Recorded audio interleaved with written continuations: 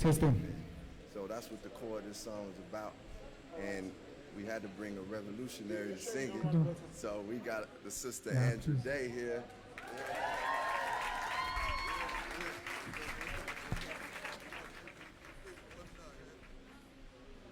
A very good evening to everyone. I think we're officially starting now. I'm not sure if we want to keep this on or if we're switching it off. It might be a bit distracting. Thank you. Molweni, Ninjani. My name is Penuel. Some people might know me as Penuel the Black Pen on Facebook. I've been invited by my good friend and brother Lloyd Mthembu and his beautiful wife Uweliswa to come and speak today. Unfortunately, I'm not a stand-up comedian and I'm Zukaspanyoverse, so I'm not here to perform. But I am here to come and speak and to hopefully come and enlighten you with the little bit of knowledge that I have.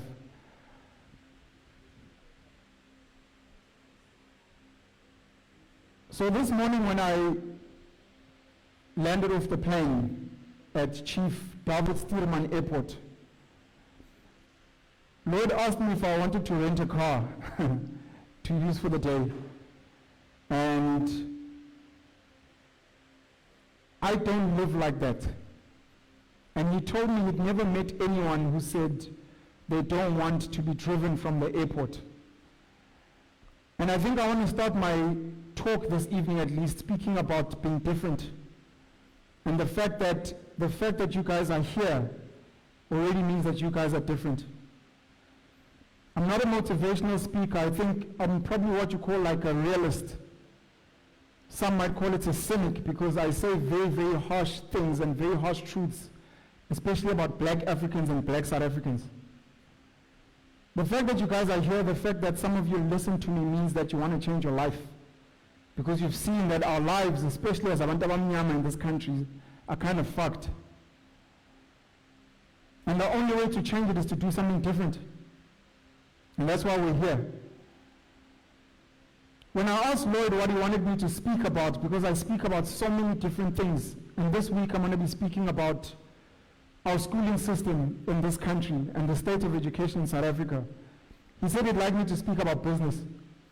And we had a really great engagement earlier, speak about his various businesses for those that may or may not know him. Him and his wife have got 5 businesses here in Kobecha.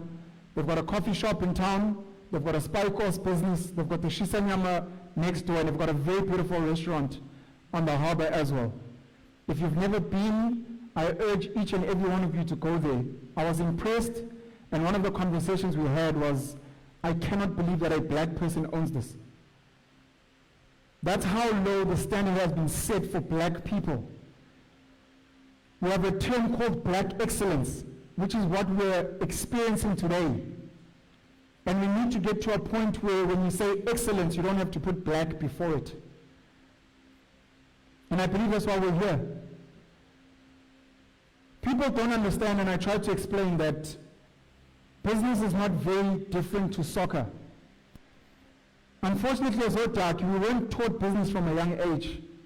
We kind of try and grab business much later, and at that point, you're stressed about your kids, you're stressed about your wife, you're stressed about bills, debit orders.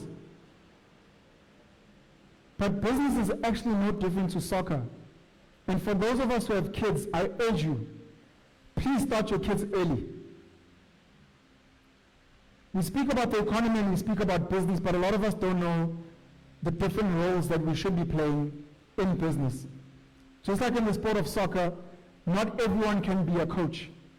Not everyone can be Cristiano Ronaldo. Not everyone can be Lionel Messi.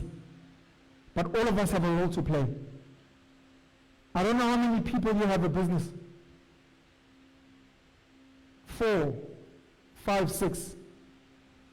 I'm hoping we'll engage after this, because I think the true value that I bring when I speak to groups is in Q&A.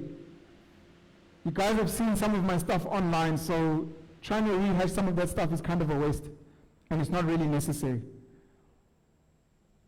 But we are kind of fucked as black people, and it's time that we actually make a change.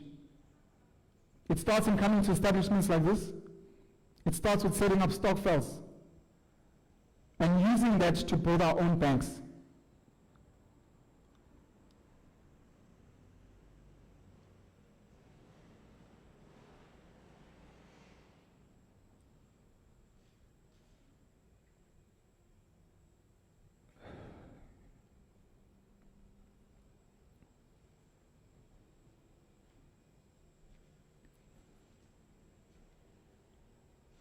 I grew up in Newcastle, Emadadeni, in KZN. My mother largely raised us on her own. My father used to abuse her physically. And for a very long time, I used to carry guilt because I used to worry that, this woman has dealt with so much hardship, and it's because of this man that I call a father beating her every day. And I spent a big chunk of my life trying so hard to be a perfect child, trying so hard to excel at school, trying so hard to save her money.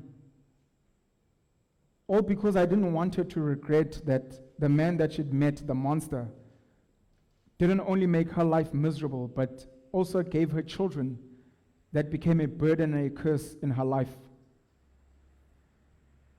I think what happened as I grew up is I inculcated a very, very strong desire to want to be better. I wanted to learn as much as possible. I read as many books as I could. I spoke to as many people as I could, and I tried to take as many risks as I could, all because I wanted to make my mother proud. Every time I get on flights, every time I travel and I go to speak to groups, she always cries and she tells me how proud she is of me. And for a long time, I'd get very emotional because I'd think of her life and her struggles with my father. The concept that you can marry someone and they turn your life into a nightmare. 2 days ago, I don't know if you'd call it celebrated, but I commemorated the death of my father. My father passed away two years ago. So it's been 2 years since he's passed. I spent his last 5 years getting to try and know and understand him as a person. My father was a very difficult man, but he was a very normal man. He grew up as Zulu. He was taught that indoda is the head of the house. He was taught that his woman must submit. And in spending time with my father and trying to figure out, because I asked him the difficult questions, why did you beat my mom? Why did you not provide for us as your children? Why are you not like other fathers and doing something with your life? And some of the answers I got from him got me to realize some of the psychological struggles that black men have in this country, of feeling emasculated, of dealing with a system where black men don't have money. And I realized that he was actually just scared. He felt like a failure. And he'd taken out most of his frustrations on the closest person to him being my mom. When I look at the story of my dad and my mom, I think of the story of South Africa and how we've been emasculated as a nation, and how today we try to take out our frustrations on everyone because of our failures as a people.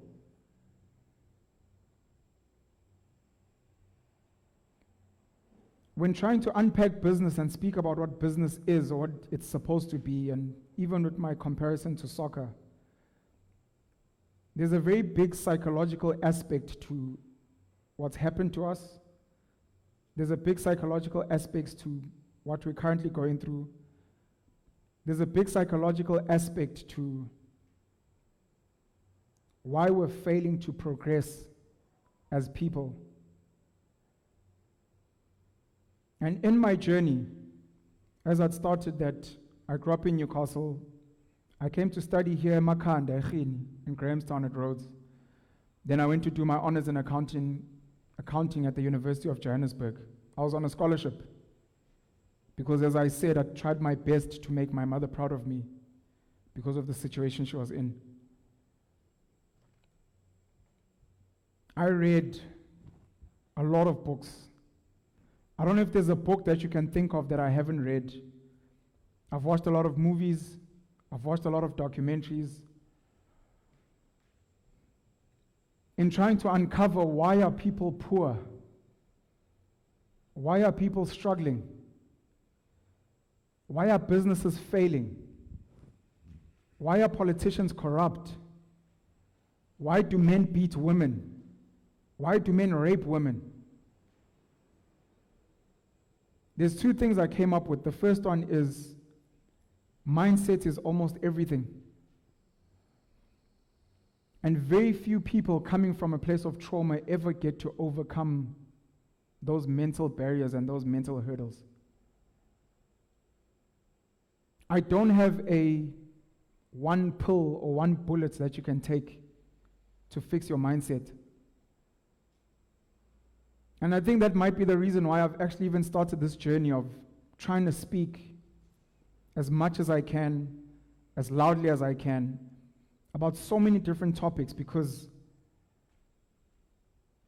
there is no bullet. But my hope is that if I can shake up enough minds, they can become loose, soft enough and loose enough so that we can start working on them. The colonialists that came to this country had a great plan, and it worked. Still working today. I'm speaking English. A lot of us want to get matric and degrees. A lot of us want to get good jobs at big white companies because we call that success. And we buy German cars, and we wear Italian clothing, and we carry American or Korean phones. The Afrikaans people, unfortunately, because they were a bit stupid, and it's sad because Afrikaans people are not very smart. If they were, apartheid would have never ended. And a lot of people say apartheid never ended, but it did. Colonization hasn't ended. The British still control us. That's why the Afrikaans people are so angry. That's why they've built Orania and all. They're angry because they're not very smart, unfortunately.